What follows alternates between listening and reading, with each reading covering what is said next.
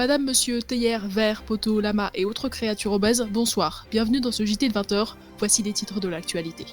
Corona, corona, corona, corona, coronavirus, corona, mais aussi un mystérieux virus qui touche la planète entière. Mais le premier événement, en gros titre sur tous les journaux du royaume, c'est le procès d'Alix d'Illuminati contre Tiphaine Gropule.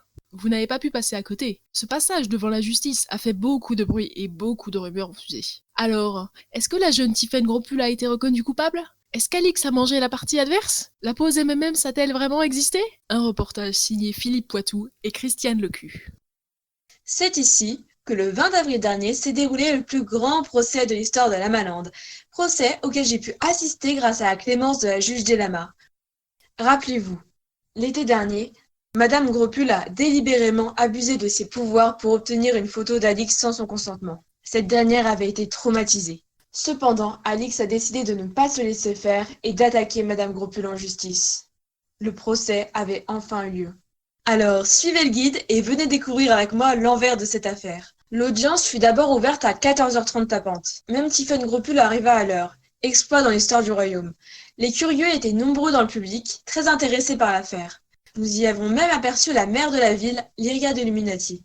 Néanmoins, elle n'apparaît pas sur nos photos car elle a réussi à toutes les esquiver. Si cette affaire a fait autant de bruit, c'est en partie dû au juge assigné à la gestion de l'audience qui n'était autre qu'Eko Delama, première de sa promo dans son école de droit. Elle est aujourd'hui un juge renommé et réputé dans tout le royaume.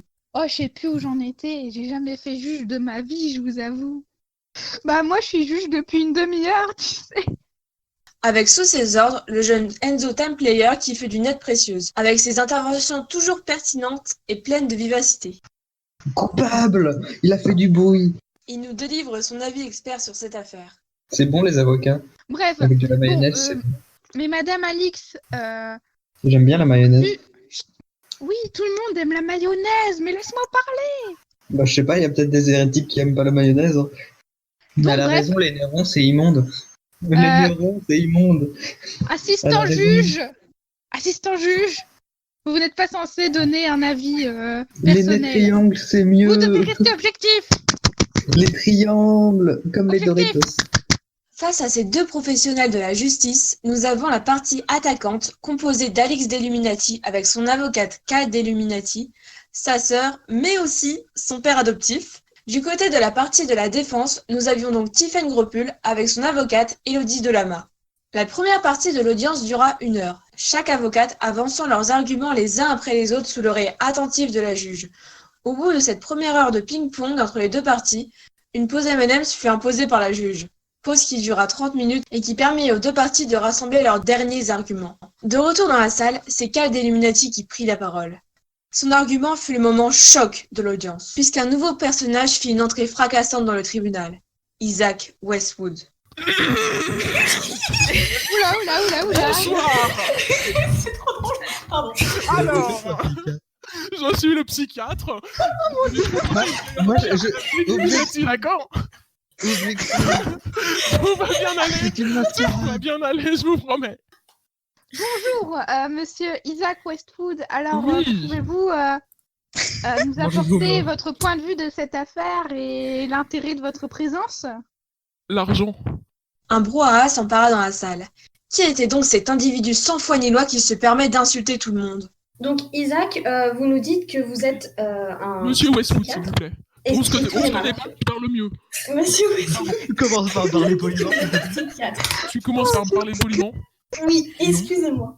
Alors, est-ce que, avant l'audience, vous avez reçu Alix pour faire un bilan, en fait, psychologique et savoir quel était son état actuel? Absolument pas. Les bilans, c'est pour les tapettes. Il faut de résultats immédiats. Je suis pas sûre des qualités de psychiatre de Écoutez, Isaac Westwood. quand j'aurai besoin de l'avis d'une gamine de 15 ans, je le demanderai, d'accord? Alors maintenant, tu fermes ta gueule. Va te cerveau, ton salope. Après un rappel à l'ordre de la juge, l'audience continua. Elle se terminera définitivement à 15h30 pour que la juge et son sous-juge aillent délibérer. Selon les rumeurs, Lyria d'Illuminati a elle aussi tenu un rôle important pendant la délibération. À 18h, le verdict tomba finalement. Le délit de Fox ne restera pas impuni, bien qu'elle fût dénuée de mauvaises intentions. Je la condamne à 15 000 clochettes d'amende en guise de leçon. Elle devra également passer au moins 1 heure dans l'île d'Alix, Pas forcément pour travailler pour elle, mais surtout pour que les deux se pardonnent mutuellement en passant du bon temps ensemble. L'interdiction d'utiliser son don de voyance serait contre nature et ne sera donc pas prononcée.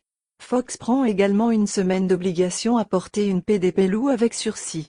Cette sanction ne s'appliquera donc que dans le cas où elle récidive. Ainsi Alix pourra dormir sur ses deux oreilles. Pour ce qui est de son traumatisme, il est évident qu'il faut y remédier. Elle suivra donc une thérapie avec un psychologue approuvé par le tribunal. À la sortie de l'audience, j'ai pu brièvement m'entretenir avec l'avocate de Tiffany Gropul. Maître Delama, un petit mot peut-être ? Oui. Que pensez-vous du rendu de justice ? Eh bien, je pense que la juge a su faire la part des choses entre folie et raisonnabilité. La sentence appliquée est stricte, mais parfaitement en accord avec la Constitution lamalloise. Je vais m'entretenir de ce pas avec ma cliente, mais je pense que l'appel ne sera pas envisagé. De plus, il est évident qu'Alix Deluminati a besoin d'un suivi psychologique, et la juge a encore une fois été d'une grande intelligence, puisqu'elle ne l'a pas confié à ce Isaac Westwood. Oui, il a fait une intervention fracassante. Un avis sur cet Isaac ?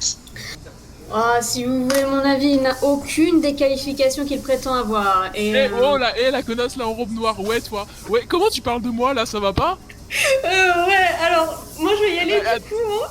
Reviens ici, tu vas voir. Oh, mais non, mais j'ai fait 9 ans d'études déjà et je suis pro en karaté. Alors, et toi, qu'est-ce que tu regardes là?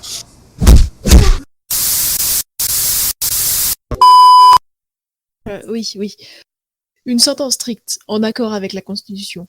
Ce sont les mots de l'avocate qui résument ce procès exceptionnel au sein du tribunal lamallois. C'est la fin de notre journal, merci à tous de l'avoir suivi. Tout de suite, la Mathéo, puis votre film du soir, Un tout vache, qui reprend l'histoire tragique d'une vache paraplégique, suivi d'un épisode Les lamas dans l'ocri. Demain, nous fêterons la Saint-Jean-Boursoulin. Bonne soirée à tous!